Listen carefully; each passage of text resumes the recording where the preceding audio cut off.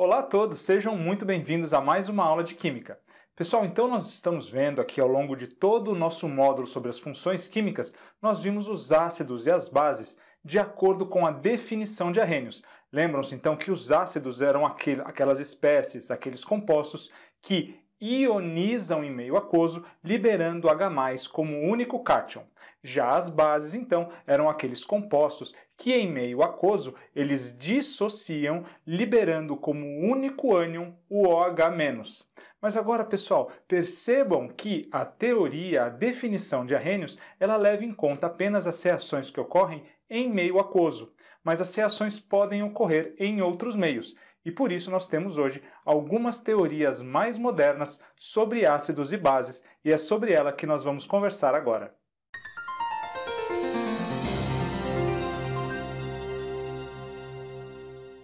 A primeira teoria que nós vamos ver é a teoria de Bronsted-Lowry, que também é muito conhecida como teoria de Bronsted apenas. Essa teoria nos diz que o ácido é a espécie capaz de doar H+. E base, então, será a espécie capaz de receber esse H+. A teoria ácido-base de Bronsted-Lowry, então, ou apenas de Bronsted, ela vai também ser conhecida como teoria protônica, porque o que é o H+, se não é aquele átomo de hidrogênio que perdeu um elétron? Mas um átomo de hidrogênio, ele não tem apenas um próton e um elétron? Quando o hidrogênio perde esse elétron, ele se torna basicamente um próton. Então, a teoria aqui de Bronsted, ou de Bronsted-Lowry, também é conhecida como teoria protônica. Vamos ver aqui um exemplo, então, pessoal, como é que funciona essa teoria na prática. Então, aqui vamos pegar o HCl mais a água e veremos, então, a formação aqui do hidrônio ou do hidroxônio, H3O+, como nós vimos, mais o ânion Cl-. O que está acontecendo? Vocês estão percebendo, então, que esse hidrogênio aqui do ácido clorídrico, do HCl, ele está passando para a molécula de água, formando agora o H3O+. Então, esse hidrogênio deixa o seu elétron aqui com o cloro e ele vem como um próton se juntar ao H2O, formando o H3O+. Então, pela teoria de Bronsted agora, nós podemos dizer também que o HCl é um ácido, já que essa é a espécie, esse é o composto que está doando um H+, e a água agora vai ser uma base de Bronsted, já que a água está recebendo esse H+. Acontece que nessa teoria nós temos a reação acontecendo para os dois lados, naquilo que nós chamamos de equilíbrio químico. Então nós também teremos o H3O+, voltando a doar agora um H+ aqui para o Cl-, formando de novo o HCl. Então nós temos aqui uma passagem, uma doação de próton do H+, que vem do hidrônio ou do hidroxônio, para o ânion Cl-, voltando a formar o HCl mais a água. Então percebam agora que desse lado da reação, indo da direita para a esquerda, nós temos o H3O+ como um ácido, e nós vamos chamá-lo de ácido conjugado, e o Cl- agora é a base, já que o H3O+ é capaz de doar um H+ ou um próton, e o Cl- é capaz de receber esse H+. Nessa teoria, toda vez então que uma espécie doa um H+, essa espécie, que era um ácido, vai formar uma base conjugada. O HCl, depois de doar o seu H+, ele deixa de ser ácido e ele vai formar, então, aqui o Cl-, que é a sua base conjugada. Do mesmo modo, aquela espécie que recebe o H+, como aqui a água, ela vai, então, passar de base para um ácido conjugado, já que agora ela terá um H+ para ser doado na reação inversa. Vamos ver mais um exemplo? Olha agora a água se ligando com a amônia, o NH3, e formando o íon amônio, o NH4+. Então, o que está acontecendo aqui? O NH3 ele vai passar a ser o NH4+. A água vai ser capaz, então, de doar um H+ aqui para a amônia, formando o íon amônio. Nesse caso, então, além do NH4+, nós teremos a formação de uma hidroxila do OH-.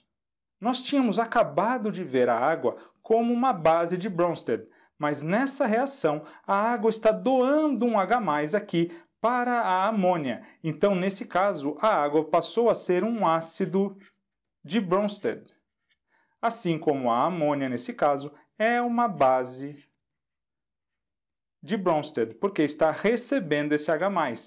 Claro que se nós pensarmos na reação contrária, nós teremos agora o amônio, o NH4+, devolvendo um H+ aqui para a hidroxila, então nós temos a passagem do H+, que vem aqui do amônio para a hidroxila, restituindo os reagentes, a amônia e a água. Então o amônio aqui, ele passou agora a ser o nosso ácido,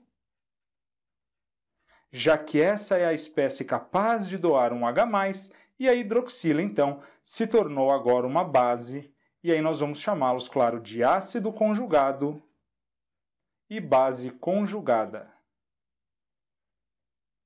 Viram, então, que nós não podemos dizer apenas que uma substância, que um composto é um ácido ou uma base. Agora, nessa teoria de Bronsted, tudo vai depender do caso. Nós temos que olhar cada reação e ver quem é que se comporta como ácido, quem é que vai doar o H+, e quem é que se comporta como base, ou seja, qual a espécie, qual o composto que vai receber o H+. Nós vamos sempre julgar, caso a caso, quem é a base, quem é o ácido. Porque, como nós vimos, a água que tinha acabado de ser uma base, agora virou um ácido nessa reação.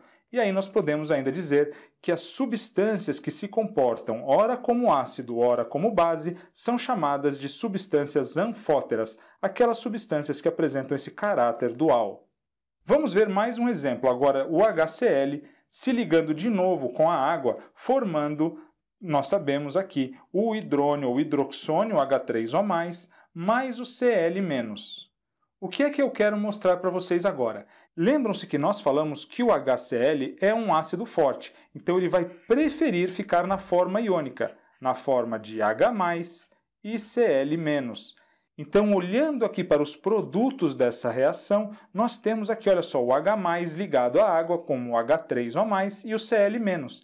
Veja que, nesse caso, como o HCl, o ácido clorídrico, é um ácido forte, ele vai preferir estar assim, dessa forma ionizada. Isso quer dizer que poucos Cl- vão receber H+ para voltar a formar o HCl e o H2O, já que eles preferem ficar dessa forma, como está sendo demonstrado aqui nos produtos, do que nessa forma aqui dos reagentes. Nesse equilíbrio, então, nós teremos a formação de muito mais H3O+ e Cl- do que de HCl mais água. Porque o ácido clorídrico, por ser um ácido forte, ele prefere ficar na forma iônica. Então, como o ácido é forte, ele vai sempre formar uma base conjugada fraca. O que é uma base para Bronsted? Não é aquela espécie química capaz de receber o H+? O Cl- aqui, formado pelo HCl, depois que ele doa o seu H+, é capaz de receber um H+, e voltar a formar o HCl. Mas ele não gosta muito de receber esse H+, ele prefere ficar lá sozinho como Cl-, porque o HCl é um ácido forte, ele ioniza muito.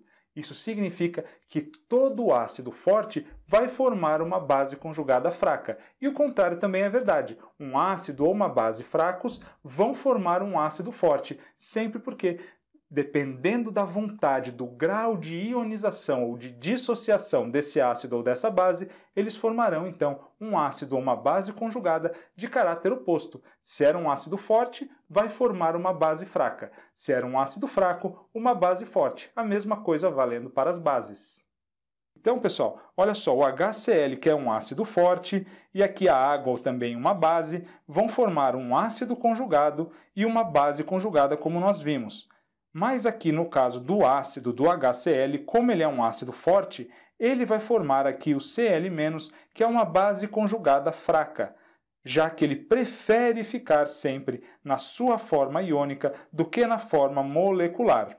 Nós podemos dizer, então, que quanto mais forte o ácido, mais fraca será sua base conjugada e vice-versa. Do mesmo modo, quanto mais forte a base, mais fraco será o seu ácido conjugado. Vamos ver mais um exemplo ainda, quando nós temos a reação entre dois ácidos, o H2SO4 mais o HF. Agora aqui, na teoria de Bronsted, como é que nós vamos saber quem é que vai doar um H+? Nesse caso, como o ácido clorídrico é um ácido forte e o HF é um ácido moderado, o H2SO4, o ácido clorídrico, vai conseguir doar um H+ aqui para o HF e vai então ele funcionar como ácido, enquanto o HF, embora o ácido fluorídrico seja um ácido, vai funcionar aqui como uma base de Bronsted, já que vai receber o H+. Então nós teremos a formação do HSO4- mais o H2F+. Lembrando sempre, é claro, que agora o HSO4- é capaz de receber de volta esse H+ que está com o H2F, invertendo a situação. Então o H2SO4, que era o nosso ácido de Bronsted, ele vai formar a sua base conjugada, o HSO4-. E o HF, que aqui funcionou como uma base de Bronsted, ao receber um H+, ele vai formar o H2F e aqui vai se tornar, então, um ácido conjugado. Agora, esse ácido conjugado é capaz de doar um H+ para o HSO4, restituindo aqui os nossos reagentes. Só lembrando então da nossa escala para os hidrácidos, nós só temos 3 hidrácidos fortes, o HI, o HBr e o HCl. Então veja que o ácido fluorídrico é apenas um ácido moderado, enquanto o H2SO4 nós sabemos que é um ácido forte, já que nós temos 4 oxigênios e 2 hidrogênios. Lembram-se? Nós podemos subtrair aqui 4 menos 2, subtraindo os hidrogênios dos oxigênios, nós chegamos a 2, que nos indica que o H2SO4 é um ácido forte. Então, o ácido mais forte vai conseguir doar o H+ para o ácido mais fraco aqui, que vai funcionar como uma base de Bronsted. Vamos ver agora, pessoal, numa segunda teoria ácido-base mais moderna, que é a teoria de Lewis, que vai nos dizer o seguinte, que o ácido é a espécie capaz de receber um par de elétrons, enquanto a base é a espécie capaz de doar um par de elétrons. Vamos ver aqui um exemplo. Vamos ver agora a amônia, o NH3, se ligando com um H+, formando o íon amônio, o NH4+. O que está acontecendo aqui dentro dessas moléculas? Vejam que a amônia ela apresenta um par de elétrons livres na sua última camada e é capaz de doar esse par. Enquanto é claro que ao se ligar com o H+, o H+ vai então receber esse par de elétrons, formando o amônio. Então, essa ligação aqui, que nós estamos representando normalmente como uma ligação covalente normal, é uma ligação covalente coordenada, a antiga ligação dativa, já que os 2 elétrons aqui vêm do nitrogênio. Então, pessoal, aqui nós temos o H+, capaz de receber esse par de elétrons, funcionando então como um ácido de Lewis, enquanto o NH3 vai funcionar como uma base de Lewis, já que ele é capaz de doar um par de elétrons, apresenta um par de elétrons livres na sua última camada. Além disso, quando nós falamos da teoria de Lewis, nós temos ainda a nomenclatura eletrófilos para aqueles compostos, aquelas espécies que aceitam elétrons e que serão, portanto, os ácidos de Lewis. E também os nucleófilos, aquelas espécies, aqueles compostos que são capazes de doar elétrons, formando as bases de Lewis.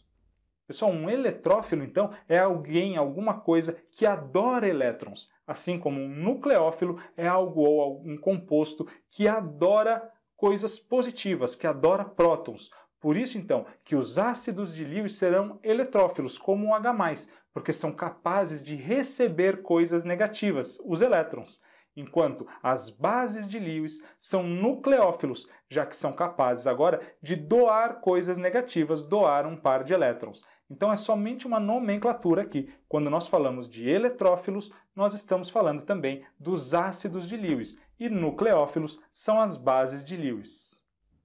Vamos ver mais um exemplo, aquele mesmo exemplo que nós vimos no início da aula, do ácido clorídrico se ligando com a água, formando o hidroxônio H3O+, mais o Cl-. O que está acontecendo aqui no nível molecular? Então nós temos o HCl capaz agora de se ligar, de receber um dos pares eletrônicos que a água apresenta sem fazer ligação daqueles pares de elétrons livres que a água apresenta na sua última camada. Então aqui a água vai funcionar como uma base de Lewis, já que ela é capaz de doar um par de elétrons. Então aqui nós temos uma base de Lewis, ou se preferirem um nucleófilo, e o HCl então será um ácido de Lewis, ou se preferirem também um eletrófilo, já que o HCl vai conseguir se ligar com um dos pares eletrônicos que a água apresenta disponível. Teremos daqui a formação, então, de novo, do hidrônio ou do hidroxônio mais o íon Cl-. Pessoal, o que nós precisamos saber aqui sobre as teorias modernas de ácido e base, já um conteúdo um pouco mais aprofundado, é que aquela teoria que abrange o menor número de casos é a teoria de Arrhenius. Depois a teoria intermediária vai ser a teoria de Bronsted-Lowry e a teoria de Lewis é a mais abrangente de todas. Então todo ácido ou base de Arrhenius será um ácido ou uma base de Bronsted e também um ácido ou uma base de Lewis. Mas o contrário não é verdade. Nós teremos ácidos e bases de Bronsted e de Lewis que não serão ácidos ou bases de Arrhenius. E assim como o de Lewis é a teoria mais abrangente, sempre é possível haver ácidos e bases de Lewis que não serão nem ácidos nem bases de Arrhenius, nem ácidos nem bases de Bronsted-Lowry. Então imaginem aí 3 conjuntos, sendo que o mais externo é sempre o de Lewis e depois os outros 2 estarão contidos nesses conjuntos. Então o conjunto de Lewis é o mais abrangente. Isso é muito importante, pode ajudar bastante na resolução das questões. Vamos então resolver uma questão, pessoal. A água participa em reações com diversas espécies químicas, o que faz com que ela seja empregada como solvente e reagente. Além disso, ela toma parte em muitos processos, formando espécies intermediárias e mais reativas. Então aqui nós temos 3 reações, 3 equações químicas, e a questão nos pede o seguinte: de acordo com a teoria de ácidos e bases de Bronsted-Lowry, a classificação correta da água nas equações 1, 2 e 3 é, respectivamente. Então vamos analisar aqui as 3 reações que nós temos. Na primeira, pessoal, olha só, nós temos o HNO2 reagindo com a água, formando NO2- e o H3O+. O que está acontecendo nessa reação? Perceberam que esse hidrogênio aqui, esse H+, vai passar para a água formando o H3O+. E assim também, é claro, deixando apenas o NO2 negativo, já que ele perdeu uma carga positiva, um H+. Então, nesse caso aqui, a água está recebendo H+, e pela teoria de Bronsted, a espécie que recebe H+, funciona como uma base. Na segunda reação, aquela reação então da amônia com a água. Nós sabemos aqui que a água vai ser capaz de doar um H+ para a amônia, formando o íon amônio. Então aqui nós temos um H+ que sai do H2O para o NH3, formando o íon NH4+, que é o amônio, mais uma hidroxila. A água aqui funciona então como um ácido de Bronsted, já que ela está sendo capaz de doar um H+. E na terceira reação, nós temos o oxigênio reagindo com a água, formando 2 hidroxilas. O que acontece aqui é também a água doando um H+ aqui para o oxigênio, formando um OH. Então aqui nós temos de novo a água doando H+. Quem doa H+ é um ácido de Bronsted. Então aqui na sequência nós temos a água funcionando como base e depois 2 vezes como ácido. Essa sequência que nós encontramos aqui na letra B, base, ácido e ácido, que é o nosso gabarito. Com isso, então, pessoal, nós encerramos o nosso módulo sobre as funções inorgânicas e conseguimos ver, inclusive, algumas teorias mais modernas sobre os ácidos e as bases. Nas próximas aulas, então, nós começaremos o nosso estudo sobre as reações químicas. Um forte abraço a todos, vejo vocês lá!